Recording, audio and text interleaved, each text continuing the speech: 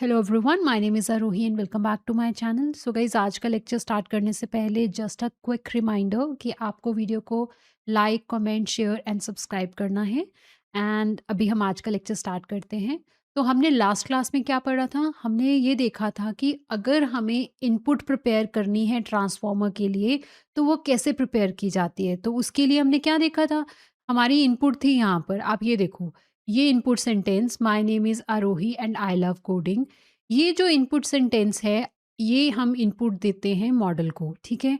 तो सबसे पहले कौन-सी लेयर आती है? Input embedding layer. Input embedding layer को ये रॉ सेंटेंस देने से पहले हमने क्या किया था? हमने उसके ऊपर टोकनाइज़र चलाया था एंड टोकनाइज़र ने ये 2 काम किए थे। पहले तो टोकनाइज़र ने ये रॉ टेक्स्ट को टोकन्स में कन्वर्ट किया था। माय फर्स्ट टोकन है नेम, थर्ड टोकन ये है, फोर्थ, फिफ्थ, सिक्स्थ, सेवन, 8, तो हमारे पास टोटल कितने टोकन्स थे? 8 टोकन्स थे। उसके बाद हमने क्या किया? टोकनाइज़र ने हमें यूनिक आईडी बना के दी हर टोकन के लिए, ठीक है? तो माय टोकन को कौन-सी आईडी मिली? 101 आईडी मिली। नेम टोकन की आईडी है 223, तो इसी तरह से बाकी टोकन्स की ये आईडी थी। तो ये हमें किसने दिया था? ये काम करके दिया था हमें टोकनाइज़र ने। एंड वो टोकनाइज़र हमने कहाँ यूज़ करा था? यहाँ पर। ये जो इनपुट है, इस इनपुट को इनपुट एम्बेडिंग लेयर के पास देने से पहले हमने ये वाला काम करा था। ये वाली जो चीज़ है, ये वाला, ये इनपुट बनी थी किसकी? इनपुट एम्बेडिंग लेयर की। फिर एम्बेडिंग लेयर ने क्या किया था? हर टोकन के लिए हमें एक सेपरेट एम्बेडिंग बना के दी थी। देख रहे हो? ये टोकन एम्बेडिंग किसकी है? ये माय टोकन की टोकन एम्बेडिंग वेक्टर है। ये एम्बेडिंग वेक्टर है हमारे पास नेम टोकन का। एंड हर वेक्टर में कितनी वैल्यूज़ हैं, ये भी मैंने आपको बताया था कि ये डिपेंड करता है डी मॉडल के ऊपर। डी मॉडल हमने डिस्कस किया था। गाइज़, ये जो आज का लेक्चर है ना, ये मेरे पिछले लेक्चर के को कंटिन्यू किया है हमने।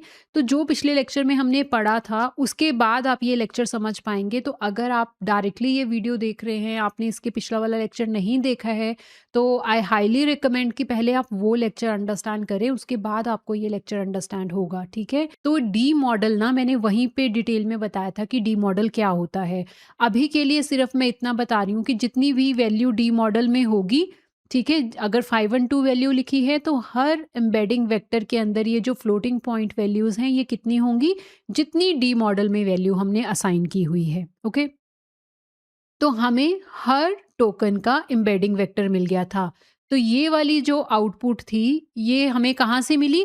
हमें ये मिली इनपुट एम्बेडिंग लेयर से, मतलब इस लेयर की आउटपुट ये बनी।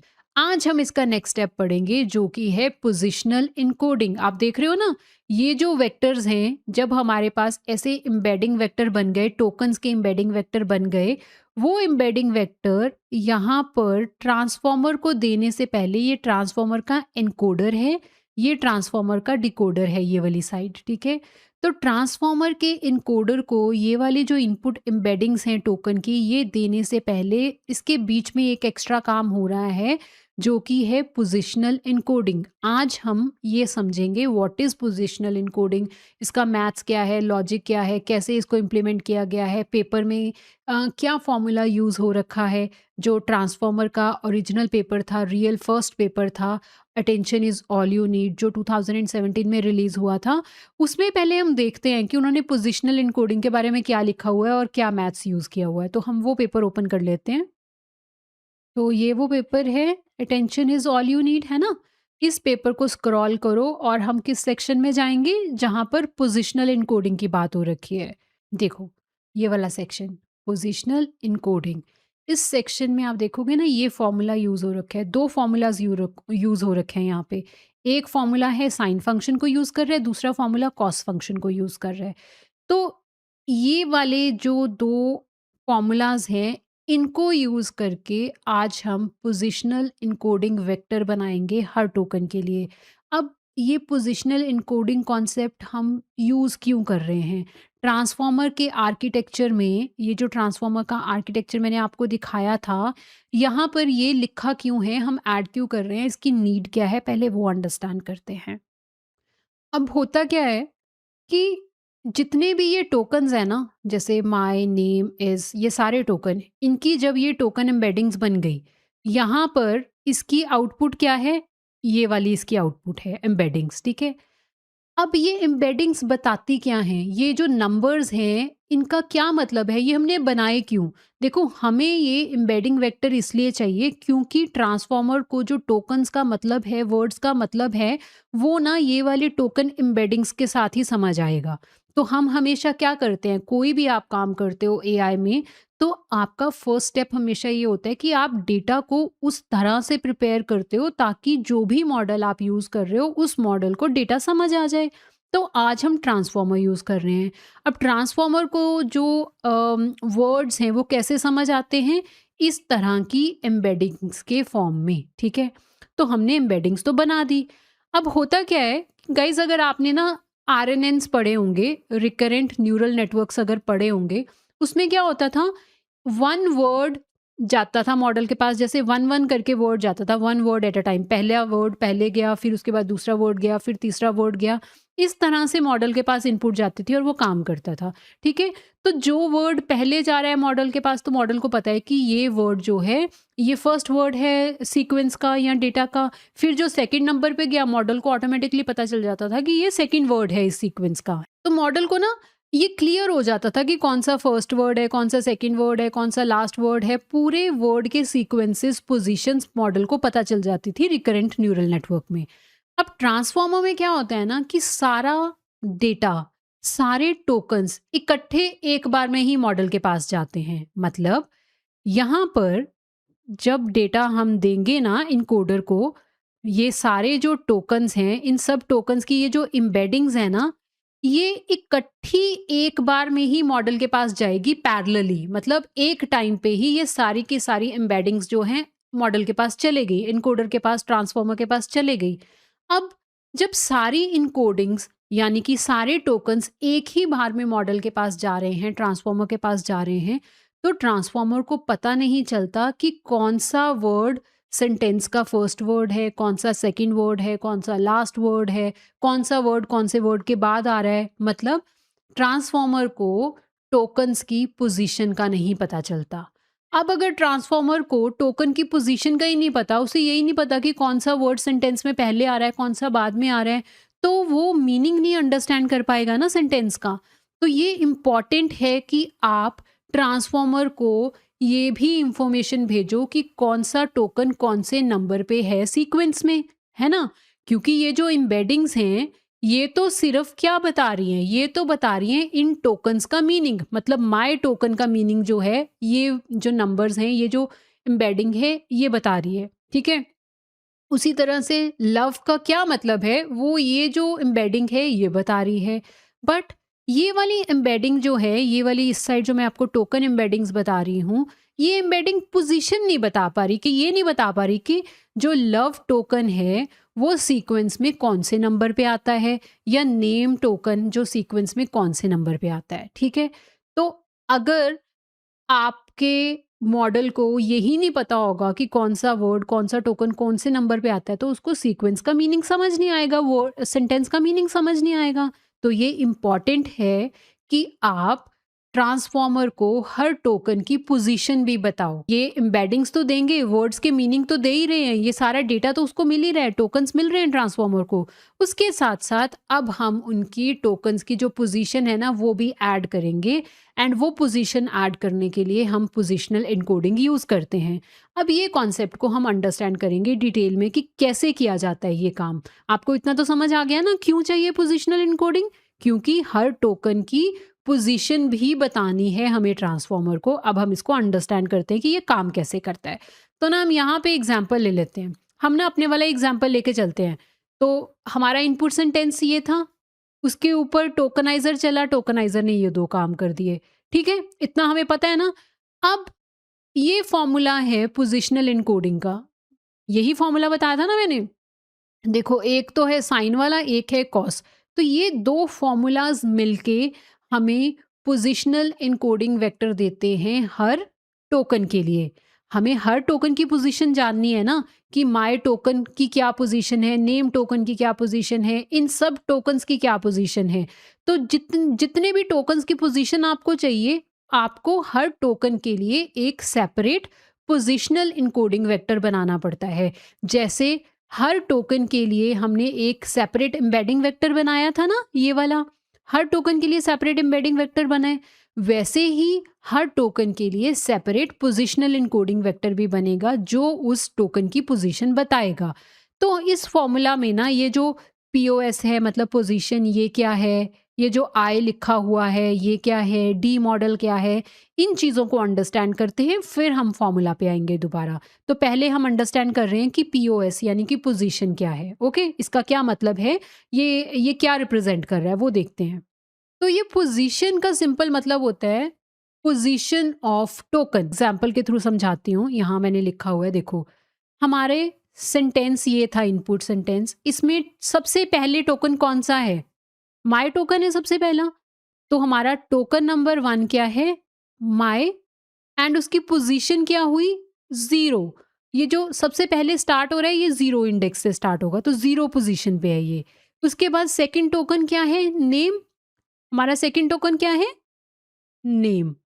नेम टोकन की पोजीशन क्या होगी, 0 के बाद क्या आएगा, 1 पोजीशन, तो इसकी पोजीशन हो गई 1। फिर टोकन नंबर 3 कौन सा है हमारा, इज। टोकन नंबर 3 है हमारा इज, एंड इसकी क्या पोजीशन हुई, इसकी पोजीशन होगी 2। इसी तरह से ये सारी पोजीशंस हो गई। तो आपको पीओएस का पता चल गया, ये पीओएस क्या है, position of the token. Position हमेशा 0 से स्टार्ट होगी, जो सबसे पहला टोकन होगा उसकी 0 पोजीशन, फिर उसके बाद ऐसे ऐसे पोजीशन बढ़ती जाएगी टोकन के, अगले अगले टोकन के लिए नेक्स्ट नेक्स्ट नंबर असाइन होता रहेगा। तो हमें पोजीशन का समझ आ गया।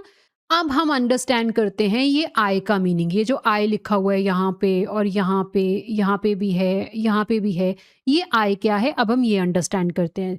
तो इसको भी हम एग्जाम्पल के थ्रू अंडरस्टैंड करेंगे।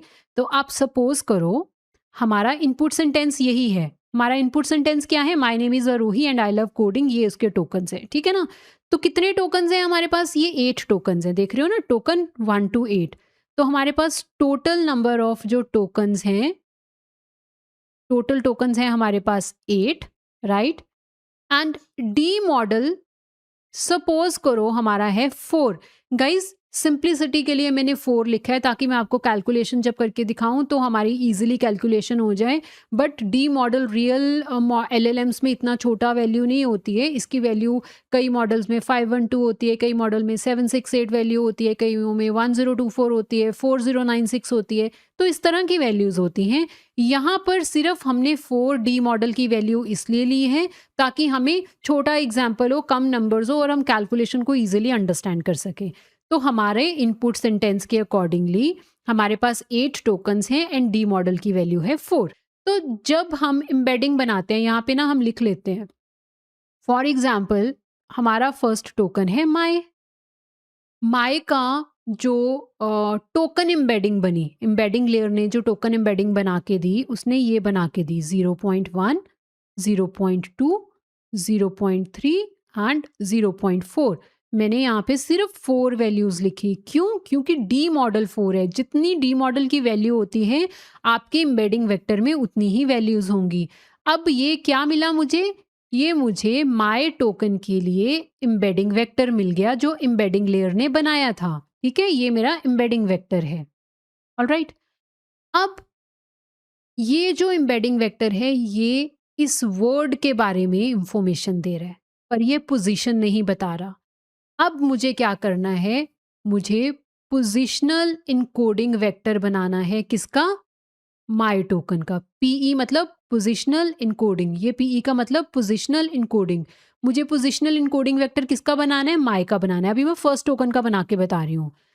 अब गाइज एक चीज याद रखना, पोजिशनल इनकोडिंग वेक्टर में भी उतनी ही वैल्यूज होंगी जितनी आपकी एम्बेडिंग वेक्टर में होंगी, टोकन एम्बेडिंग वेक्टर में होंगी। उसका क्या मतलब कि पोजिशनल इनकोडिंग भी डी मॉडल के अंदर देखेगा क्या नंबर लिखा हुआ है, फिर पोजिशनल इनकोडिंग भी उतने ही नंबर्स अपने एम्बेडिंग वेक्टर, अपने पोजिशनल इनकोडिंग वेक्टर में बनाएगा। तो मतलब अगर डी मॉडल 4 है तो टोकन एम्बेडिंग वेक्टर में भी 4 वैल्यूज़ आएँगी एंड अगर डी मॉडल 4 है तो पोजिशनल इनकोडिंग वेक्टर में भी उतनी ही वैल्यू आएँगी। तो सपोज़ करो मेरे पोजिशनल इनकोडिंग वेक्टर में वैल्यू है 0.0, 0.1, 0.0 एंड 0.1, ये 4 वैल्यूज़ हैं मेरे पास। ठीक है, ये 4 वैल्यूज़ हैं। तो ये मेरा बन गया, ये वाला वेक्टर क्या बता रहा है? ये पोजीशन बता रहा है। किसकी पोजीशन बता रहा है? माय टोकन की पोजीशन बता रहा है एंड ये वाला वेक्टर बता रहा है उसका मीनिंग। अब होता क्या है, पोजिशनल इनकोडिंग वेक्टर जब आप बनाते हो, उसमें और इसमें सेम वैल्यूज़ हैं। सेम वैल्यूज़ रखने का मतलब क्या है? हम क्यों रख रहे हैं token embedding and positional encoding की वेक्टर की वैल्यूज़ को सेम? क्योंकि हमने इसके ऊपर एलिमेंट वाइज एडिशन परफॉर्म करना है। क्या परफॉर्म करना है?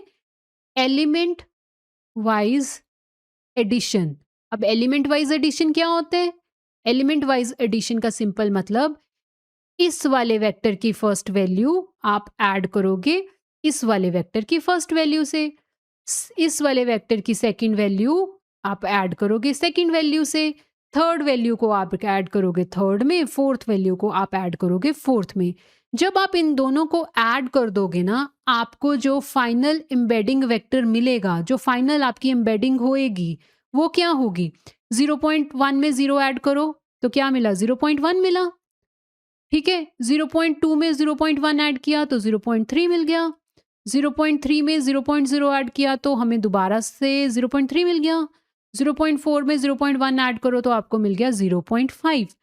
तो ये जो आपको अब ये वाला वेक्टर मिला ना, ये आपका फाइनल वेक्टर है। ये बनेगा इनपुट ट्रांसफॉर्मर की। इस तरह से आप ऐड करते हैं टोकन एम्बेडिंग को पोजिशनल इनकोडिंग वेक्टर के साथ। ठीक है, ये टोकन एम्बेडिंग भी माय टोकन की है, ये पोजिशनल इनकोडिंग वेक्टर भी माय टोकन का ही है। दोनों को एलिमेंट वाइज एडिशन परफॉर्म किया, आपको ये जो फाइनल वेक्टर मिला, एम्बेडिंग मिली। अब ये वेक्टर एक तो बता रहा है पोजीशन उस टोकन की और उस टोकन का क्या मीनिंग है, दोनों चीजें बता रहा है ये वाला वेक्टर। ये वेक्टर इसी तरह का जो वेक्टर है हम सभी टोकन्स के लिए बनाते हैं। ठीक है, तो हमारे पास कितने टोकन्स हैं? हमारे पास name is Aarohi and I love coding, ये सारे टोकन्स हैं। तो इन सभी टोकन्स के लिए ना आप ये वाला प्रोसेस फॉलो करोगे और आपको मिल जाएगा इनकोडिंग फाइनल वेक्टर मिल जाएगा जो ट्रांसफॉर्मर की इनपुट बनेगी। ये एक मैंने ना ओवरऑल आइडिया दिया है। अभी मैंने आपको फॉर्मूला नहीं एक्सप्लेन किया, वो मैं करती हूँ। ये मैंने आपको एक ओवरऑल आइडिया दिया है कि इस तरह से काम होता है। इनकोडिंग वेक्टर जो होता है, पोजिशनल इनकोडिंग वेक्टर को इस तरह से एम्बेडिंग वेक्टर में ऐड करके हमें फाइनल वेक्टर मिलता है। ठीक है, पर हम अंडरस्टैंड क्या कर रहे थे अभी? हम अंडरस्टैंड कर रहे थे आई का मीनिंग, इंडेक्स का मीनिंग। तो मैं वो समझाती हूँ, फिर इस फॉर्मूला को अंडरस्टैंड करते हैं। अब ये जो आई है ना, आई का मतलब इंडेक्स। ये जो आपका पोजिशनल इनकोडिंग वेक्टर है ना, इसके अंदर जो वैल्यूज हैं उनका इंडेक्स यहां हम लिख लेते हैं। मैं यहां पे दोबारा से लिख रही हूं।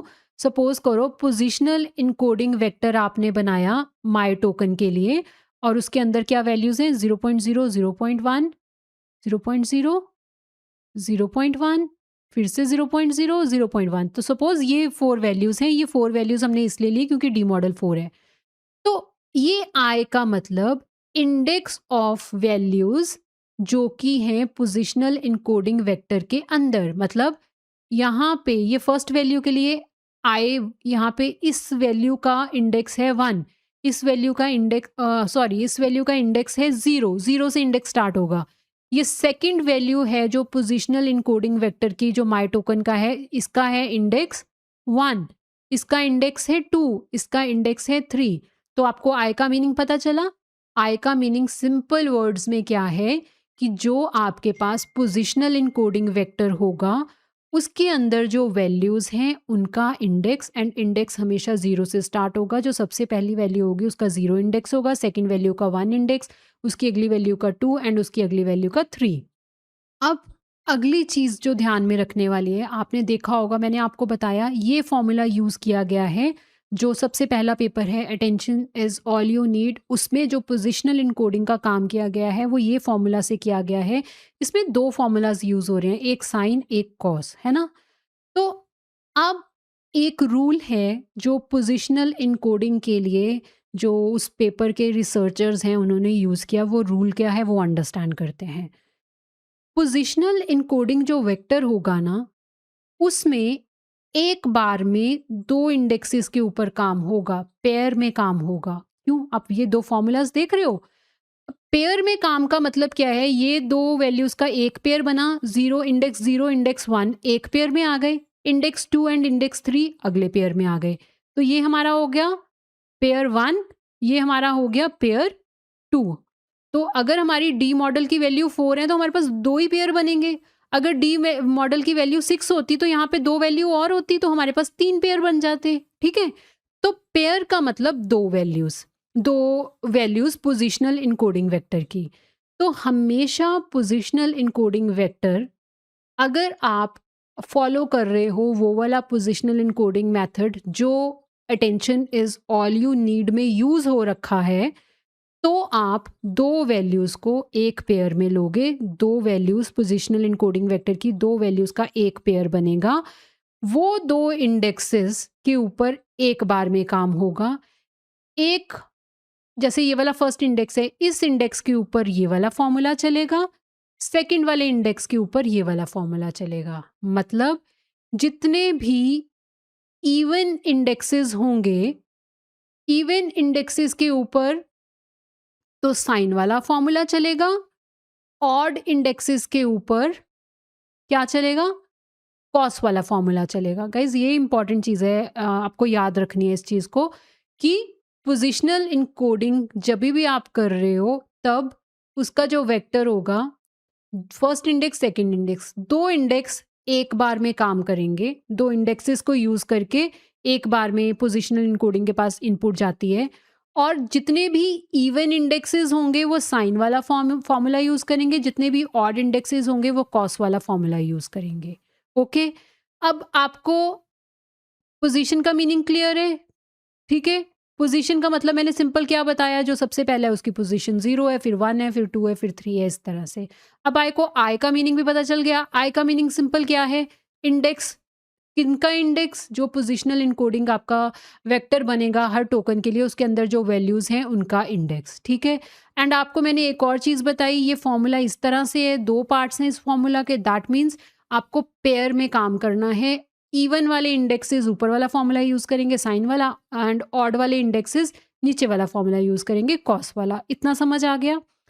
अब गाइज़ हम ये 2 चीज़ें इकट्ठी क्यों यूज़ कर रहे हैं? 2 फॉर्मूलाज़ क्यों यूज़ कर रहे हैं? क्योंकि ये जो पोजिशनल इनकोडिंग हम फाइंड करेंगे ना, ये हम एक सिग्नल के थ्रू फाइंड करेंगे। मतलब एक वेव बनेगी, जैसे साउंड की वेव होती है ना? वैसी ही वेव क्रिएट होगी ये साइन एंड कॉस फॉर्मूला से। अब साइन की वेव कैसी होती है? साइन की वेव ऐसी होती है ना, ऐसे, ऐसे वैल्यू अप जाएगी, डाउन जाएगी ऐसे, एंड ये 0 से स्टार्ट होती है। ये साइन का होता है ना?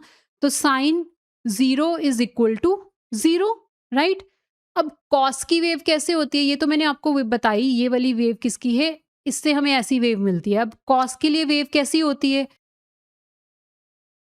तो कॉस की जो वेव स्टार्ट होगी ना, वो ऐसे होती है, यहाँ यहाँ से ऐसे, है ना? तो साइन यहाँ पे क्या है? यहाँ 0 होता है, यहाँ 1 होता है ना ऐसे? तो cos 0 is equal to 1, sine 0 is equal to 0, cos 0 is equal to 1, okay? And cos and sine की वेव ऑलमोस्ट सेम होती है, फ़र्क सिर्फ इतना होता है कि कॉस ना थोड़ा-सा लेफ्ट साइड को शिफ्टेड होता है, मतलब ये वेव ऐसे होगी, है ना?